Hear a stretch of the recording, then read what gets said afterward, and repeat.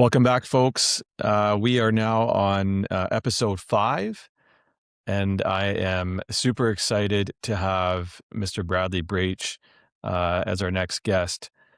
The story of Brad is quite deep. He's going to go into it at depth during this episode, but I just want to give a brief intro to Bradley Braich. Brad played for Yale Secondary, was known as one of the best guards in the 2000. When did you play, Brad? 2016, 17, 18? 18, yeah, 2018 grad. Yeah. 2018 grad. At times was dropping 40, 50, 60 points against opponents.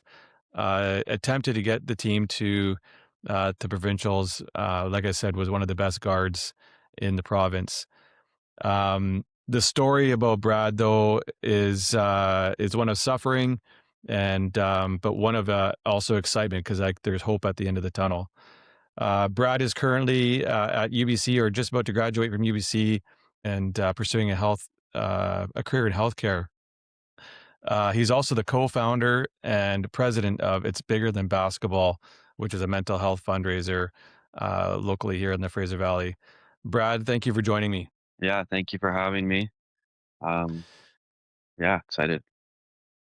So, Brad, I want the listeners to know kind of maybe a better idea of who you are. Can you kind of go into your origin story, some of the things that you struggled with, and we can kind of move from there? Yeah, so I'll start kind of 14, 15 years old. At that time, it was all basketball for me. And so I was at WA Fraser. We won the Fraser Valleys. I was Fraser Valley MVP going into grade 9 and 10. I was a junior boys provincial first team all star and still hold the scoring record for that tournament, which is cool. It's been standing for 10 years now. Um, and then things kind of took a turn for me. Grade 11, I started experiencing what I now know was a high level of anxiety and didn't know how to handle it, didn't know how to manage it, reduce it. Um, and by the end of my grade 11 year, I was in a full, on what I would call like a severe mental health episode where I was um, battling suicidal thoughts, had a few actual attempts, hospitalizations, um, and that was all the way up until the beginning of my grade 12 year. So it was a tough time. I ended up being diagnosed with obsessive compulsive disorder, which is a very commonly used term, OCD. So to most of the public, when I tell them I have, or when I told them I had OCD, it wasn't like I just didn't get the response I was looking for because of what people thought OCD was, but it's a very cruel disorder, and essentially, it led me to a point where I didn't want to be alive. So, um, but as you mentioned by chat, I did come back from my grade 12 year. I did break the scoring record, having 66 points in a game, and then had a few university visits. And I decided it was best for me to figure out myself a little bit more before committing to being a student athlete at the next level. With that, um, I started this fundraiser in 2018, and that was the first year. So we're going into year 7 now of It's Bigger Than Basketball. We've raised close to $30,000 over the 7 years for Wow. mental health initiatives, and we are on pace to outdo um, any previous individual year this year. So I'm really excited for April 18th. I'm not sure we'll talk more about that, but I'll just finish with saying that I did end up going to university. I got a degree in Bachelor of Science in Neuroscience. I so I just finished that last spring. I ended up volunteering for a year in a lab that was like the best experience of my life because the people Mm. were so cool and everybody was just so driven to try to understand the world even 0.1% more. And so Um, won't mention them by name, but if they're listening to this, it was truly like it was pretty life changing for me knowing that what goes into discovering things, what goes into finding your passion, how dedicated and disciplined you have to be to get things right. And so, yeah, I've been home now for a year, just staying active, doing my fundraiser, and I just got into a master's program at UBC, but I'm also interviewing for a few medical schools. So my Mm. next year is still kind of up in the air, but I'll be back in school somewhere in September. And yeah, I think outside of that, a few fun facts. I would go love animals, big dog and cat guy. I got a dog and some cats here. Um, love the gym, love being active, and I have a really um, bad habit of buying sports cards right now, which is a fun thing. I've been collecting some uh, some cards of Cooper Flag and Continental, so it's been fun. I love that. Yeah, I just, a little bit of a sidebar there. I was cleaning out my garage and I found stuff that I purchased probably 20, 30 years ago as a kid. yeah, So it's like, I need to go find an almanac or a Beckett to try and see the yeah. value of some of these cars, right? But No, for sure. I always tell my dad if he would have kept his, Wayne Gretzky's or anybody from his back when he was in his teens, he would have kept those. We'd be doing okay. totally, totally. Okay, Brad, I just want to go back to maybe a bit of the origin. Obviously, it takes a lot of hard work, passion to, create a shot like that you had after watching you play. And the Braich family is a huge basketball family. Can you tell me who kind of helped you through the beginning part of your career? Yeah. Much as I hated playing against him, it was my brother.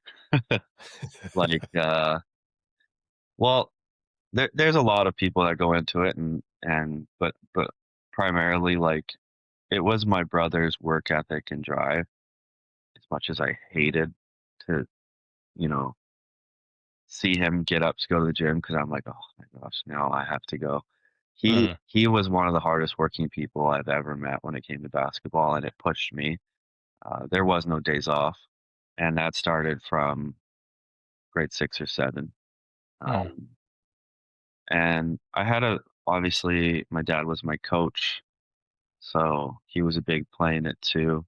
I think outside of that, a lot of good people that I met, but one thing that stands out to me in terms of my shot was, I did what was it? It was like a basketball BC, like, weekly camp, and they had a older coach, um, I haven't seen him in forever, I think it's Coach Hugh, yeah, and he was one of the first people to tell me that majority of the elite shooters in the NBA don't square up to the basket. I'd say Mm. they're not, there's very few that still do. I think, like, Jimmer Fredette was one of them that still is fully square. And so I kind of perfected his rule of 10:30, which was point your feet on the clock towards what would be 10:30 on an analog clock.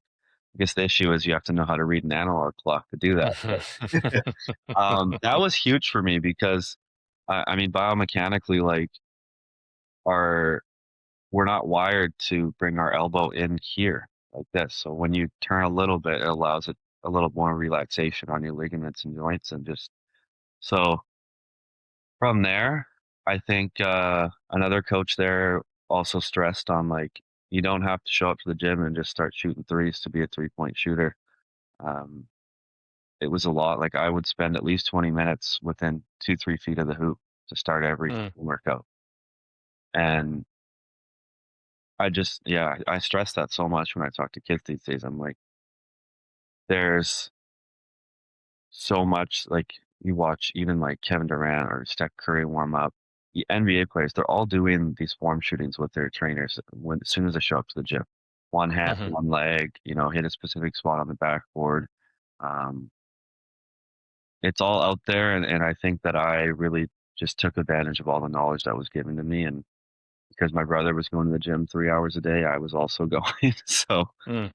yeah, I would shout out to him. We had our battles, but we're pretty gotten pretty close now, and it's kinda cool to let the dust settle of all the competitiveness we had, so, Mhm. yeah.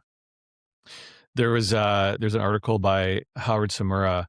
Actually, there was a couple, and in that article, it kind of references, OCD versus consistent practice. Right, Can you just can you describe what it's like living with OCD, and the anxiety and some of the depression that you kind of referenced earlier?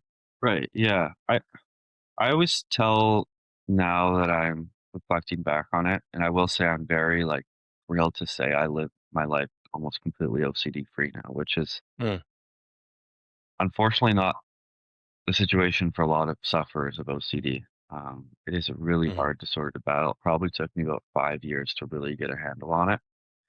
But I say to people, I said, if you want to do it, like, let's say your brain is giving you the sign to do something. We go to the gym today. If you want to do it, well, like, that is to a certain extent, and if it's not debilitating to you and it's not causing a bunch of stress to go to the gym, then that's probably just like your work ethic, your discipline, you wanting to be, stay active, healthy. If it's something that you're like, I really don't want to do this. I don't know why I'm doing it, but I feel like I have to. That to me aligns more with OCD. So like I can give a specific example would be some of them are super strange. So, but I'll be as open as I can. mhm, I mean, I always did things like I had a good feeling number, which was 8, and a bad feeling number, which was 14. So if I were to do something, let's say a simple task like turning the tap on and off, um, I don't want to turn it on and off 8 times. I don't like turning it on and off 8 times, but for some reason I felt like I had to. hmm, Um, so that was like my good number. And then if I ever were to like think or like something bad came into my mind, I would count to 14 to like cancel it out. And I know like when I say this out loud, I'm like, wow, it really is a really strange disorder, but it's a real one. And I've mhm, heard so many similar stories and kind of different areas that has intervened. So for me with basketball, the issue was there's a lot of things that are repetitive in basketball, especially when you're training.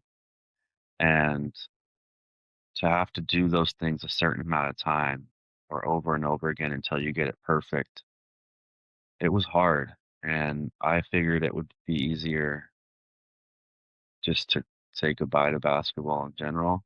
Um, hmm, and that kind of stemmed the depression because my identity at that time was basketball. And so I was like, who the heck am I going to be if I quit basketball? mhm. Um, yeah. So, kind of a great segue there, Brad. When did basketball stop being just a sport to you and became something deeper? Do you know a period of time? Yeah. I probably pretty early, like grade 8, grade 9. Um, it was kind of always the unsaid route for me. I played baseball and hockey, um, but something about basketball. I mean, it was in the family blood, and that's the sport that we would play outside and with my uncles and my dad. And yeah, it became pretty quickly there into my like 13, 14-year old type of age that I was like, this is this is what I love. This is what I want to do, and I'm going to give it everything that I got. And Mhm, so it was really devastating when I on a super like a how do I say this, like on a exterior level from like an exterior I always think of OCD as exterior to me. I don't identify as like it being me. I think I'm a mhm, person separate from OCD. So for OCD to take away all the enjoyment of basketball was really hard for me. And to me, a lot of people don't see it this way, but to me, it felt like I had just torn my ACL, like in that sense, or I had a career-ending injury. Um, Mhm. because as much as you have mental willpower, sometimes it takes a lot of time, and it can be similar in recovery time to a major injury. Mhm. So kind of again, another great segue. It's bigger than basketball fundraiser. You've obviously found an outlet through basketball and through mental health to do something amazing for a lot of athletes, the community. It really is the epitome of it takes a village, right? You've kind of gone above and beyond. Can you kind of go into the granular details of this fundraiser? Yeah. So I'll start with like the basics. So it's coming up 12 days. It's at Yale. It's a full day. Um, it's a ticketed event, but fairly cheap. And all the proceeds, so whether you buy merchandise, a ticket, you donate, you put, a ticket in for some of the raffle draws, it's all collected and summed up for our two charitable beneficiaries, which this year are the UBC T-Birds Mental Health Initiative and the Foundry Abbotsford. Mhm. Majority, we are trying to get $10,000 for the UBC T-Birds Mental Health Initiative because that is the number that provides them with an additional half day per week of an on-site sorry, on-demand insight or in-house mental health professional. So that is someone that will be able to help over 600 UBC athletes with their mental health pretty urgently. And a half day would provide, I think, 6 30-minute appointments per week more. And that would be $10,000. That was what that would exactly cover. Mhm. So that's our goal there. The Foundry, we added this year because we brought it back to Abbotsford and we wanted to make sure that the Abbotsford community was also donating to something closer to home for them, especially if you're not tied into sports and you're just interested in supporting mental health services. The Foundry is a great place. So we will also be donating a sum to them. Um, yeah, other than that, it's like basically a basketball festival at this point. Started off as Mhm. just two all-star games, but now in addition to the high school all-star games, we've added a men's and women's division, and Cool. we added a three-point competition, and we have a media creator game, which is Hmm. honestly the game the players take the most serious because for them, I had one of the media creators tell me that this is their Super Bowl.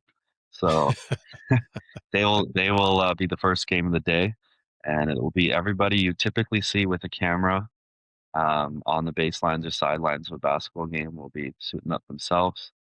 A few other exciting things. We have Taya Hanson coming to do a workshop and playing the women's game. Taya Hanson Mhm. played at Arizona State, University of Oregon, Team Canada Pro, one of the best out of BC ever.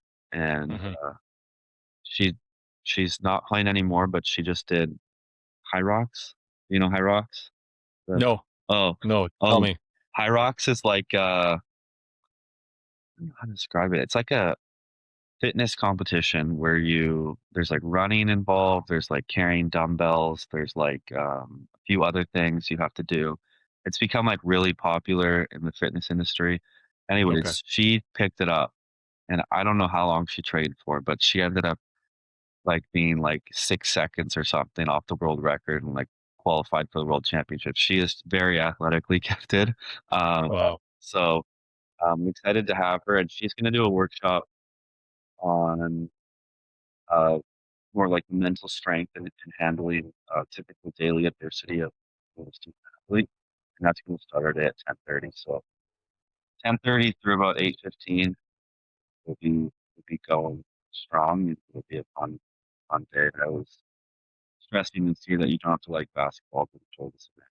There's a lot of other things that are tied to it. Okay. Um, is there a story or a moment from the fundraiser that kind of reminds you why this work matters? Yeah, there's a few. Um, I mean, even yesterday, I had someone reach out to me and who had donated and just simply said that her brother had passed due to mental health reasons, Mhm. and it's I feel like it is very powerful to me when people share that, and I it kind of reignites the flame because it can be hard to do volunteer work consistently over the year when,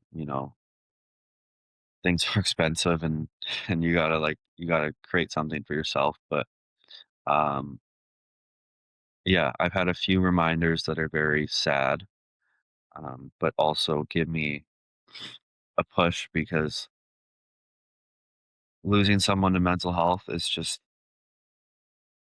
it's something that I've experienced when I was younger. I had a friend of mine who passed away from mental health. I know that there was a very well known young boy in the basketball community last year who passed away from mental health. And the year prior, a girl who had competed, had been an athlete at UDC who passed away from mental health. So, um, a lot of unfortunate reminders, but um, at the end of the day, I doing it, a lot of it is for families like those and friends of those people who we can't change what has already happened, but we can prevent it from happening to someone else. Mhm. And yeah, I just another thing for me is, and it made me happy that they reached out, but it's sad to hear, but um, the a couple boys last year had reached out to me and just voiced their mental health struggles, and they were top level um, athletes in their grade 12 year, and I was like, Mm. it's pretty impressive that you're reaching out to me and telling me this. Mhm.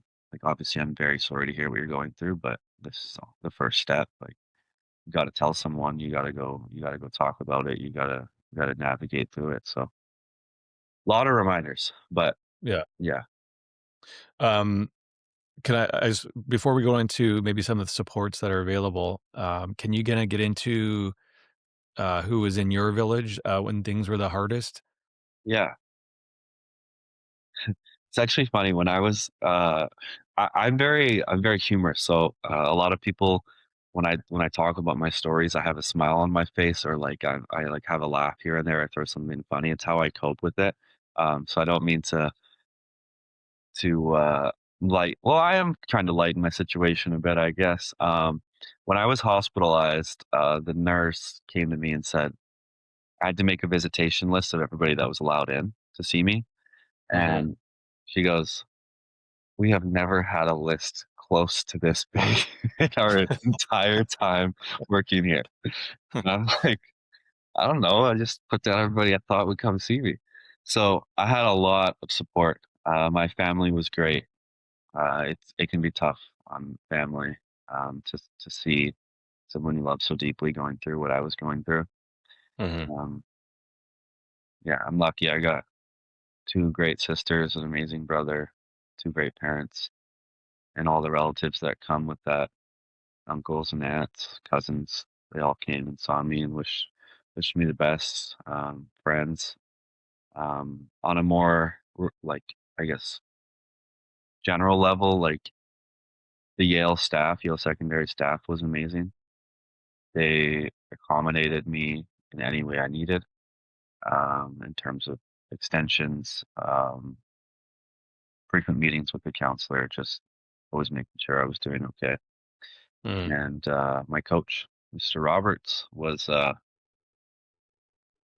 he's I really, built a lot of respect for him that year because he's a he's a tough coach, and, um, people know that, people see that. He can be loud at times, but he as a player, like, none of that ever mattered to me. Like, I was, you know, I respected what he had to say, and the way he communicated it was how we knew him to be. And after my mental health struggles, it was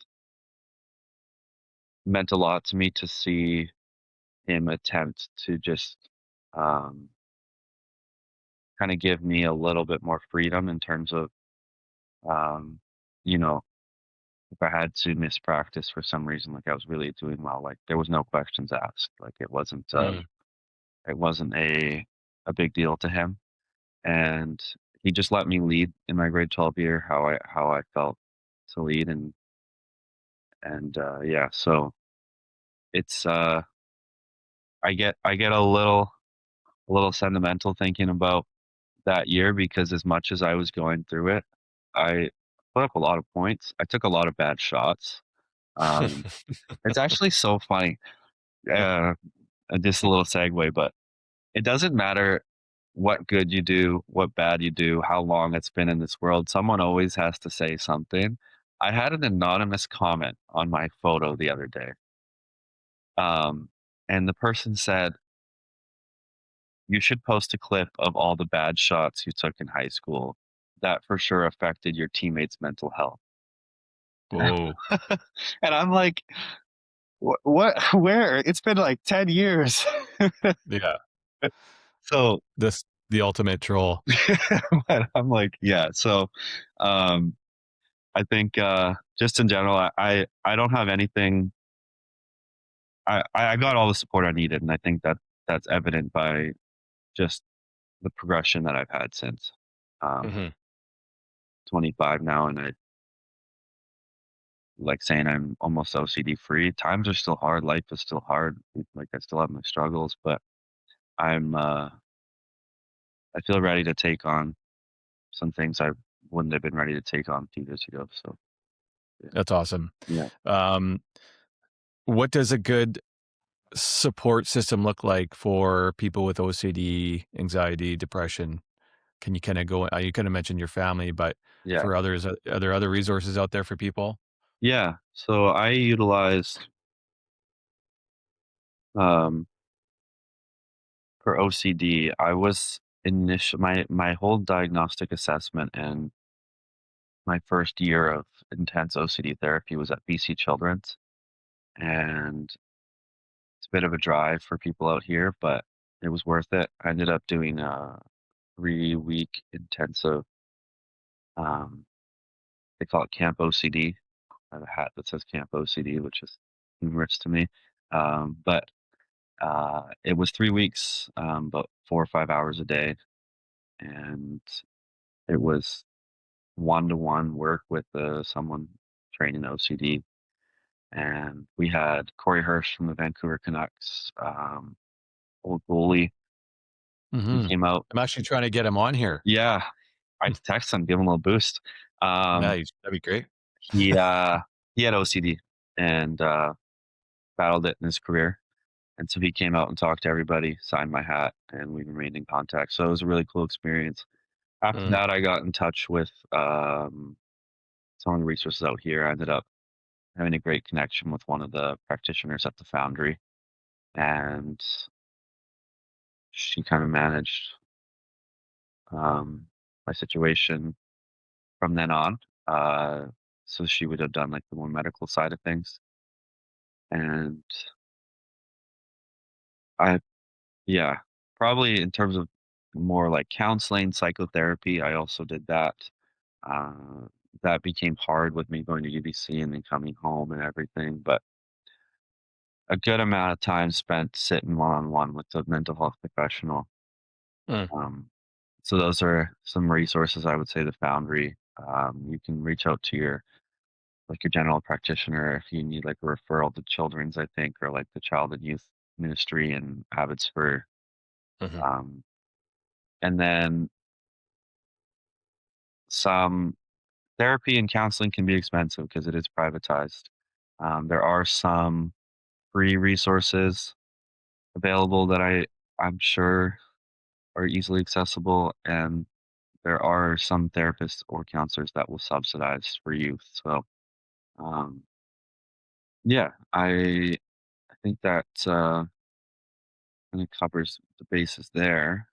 As far as if you're, trying to communicate with like a family member or friend on how they can best support you, I mean, that's entirely personal, but I can share what I did. And that was basically they knew I didn't want advice, I just wanted their presence. Mm, Um, a lot of times, advice can almost amplify the situation or trigger something in a certain way. So mm, when it comes to something like OCD or anxiety, um, or if you're battling suicidal thoughts, a lot of times I just wanted somebody there. Let's not talk about it. Let's just hang out and know that I'm not alone right now. And yeah, that I was able to communicate that with my dad. I remember he came in a couple nights and just watched TV with me. mm. I fell asleep, and that was how I got through the night. So That's great. yeah, And your dad's an incredible human, having coached against him many battles, but yeah, he is a super super kind human, and I'm so glad that he's in your corner. yeah. Okay, one of my last questions here for you, Brad. If you were to sit with your younger self, what would you say to him about mental health, purpose in life? It's funny. I actually have this planned. I was going to make an Instagram video, but I'll still do it here. It'll be a little longer on Instagram, but I was thinking of doing that because it would be really cool. Mm, Um, I would say to my younger self, you were wrong about a lot of things. Because mm, my that's that Bradley that sat in the hospital bed thought that it was all over. There was no light at the end of the tunnel. Basketball was everything. Um, and a lot of good has happened. I've accomplished things that I didn't think were possible for me. Obviously, getting a degree from the UBC was a big step for me. This fundraiser, and just the fact that I wake up now and it's like I get to live rather than I have to mm, suffer through today. Um, there were a few things I was right about, like the world can be tough sometimes. Like I'm talking about like that Instagram comment, like regardless, one of the things that I still struggle with would be like just like outside noise. Um, and so I'm still working on that. I mean, but more I talk to people who do a lot of good, they're like, regardless of what you do, there's going to be someone who has to say something. So mm, just trying to touch up a few more things with who I am, make myself as strong as I can be, and yeah, just know it's your last question, so I just wanted to just say like a piece of hope. Like 8 years ago, I thought it was over for me. I tried to make it over for me, um, and now I'm either going to be in a master's program at UBC or going to medical school, mm, and I those are obviously on paper accomplishments, but on a more deeper note, I'm just I like life now, as simple as it can be, and it's mm, it's cool to say that. Um, so there's definitely hope. I think the issue is that we're not open enough about how long it takes, and people get really frustrated when a few days go by and they're not feeling better, or even a few weeks. It can take months, but it's definitely worth it. Life is long, and well, life is short, but life is long in that sense. A mhm, few months mhm, out of your life of battling is definitely worth it. mhm. Okay, let's get into the a reminder of the basketball fundraiser. It Takes a Basketball fundraiser is April 18th, and it's all day. Is that right? Yeah, it's April 18th, 10:30 a.m. is Taya Hanson's workshop. All the tickets you'll see on our website and our Universe site are full day passes, so you'll have access to everything. It's at Yale Secondary. There's 5 different basketball divisions: women's, men's, boys, girls, media creator, 3-point competition, and a ton of giveaways for fans. So if basketball's not your thing, we have like a perfect tan $400 value basket. We have Mm. like a cold plunge and sauna giveaway. We have some. If basketball is your thing, we have Bandits tickets. We have a Caitlin Clark jersey, an Angel Reese shirt. A lot of fun stuff to give away. So, And then hoping. how do people register or get more information? Where would they go? Right. So, our website, it's biggerthanbasketball.ca, will have all the information you need. On there, right on the homepage, is a little tab that says "Get Tickets." That'll take you to the tickets. If you can't make it out, we do have either donation options through an individual campaign. So all of the participants this year have set up their individual campaigns with their own fundraising goals. So you can donate directly to them or on our general donate tab. I will say, because we get it a lot. Bigger Than Basketball is not a registered charity. We do donate to registered charities. So if you're making a larger donation and you want it to be tax deductible, you can email us at the email on our website, and we can arrange that for you to donate directly to our beneficiaries, and they will issue the tax receipt. And we do that every year for a few people, so it's not too Awesome. much stress. That's great. Brad, any last words before we sign off? Ah, no, I'm just hoping UConn wins tonight. That's about it. Dan Hurley, he's got the bag right now. He's looking good. I know. I just not. I think it'd be cool for what's it, Caravan to complete his career with another national title. So excited for Yeah, the game tonight. that'll be fun to watch. Yeah. All right, my man. Thank you for being vulnerable, sharing your story. I hope this message or your message reaches an audience far and wide, especially those who are currently dealing with mental health concerns. Please reach out to either one of us. I'm in the educational world myself, and I have access to resources as well. But Yeah. I certainly hope that your experience is one of success moving forward with the tournament, the fundraiser, and yeah, I'd love to connect Yeah, again. for sure. Thanks for having me on. Absolutely.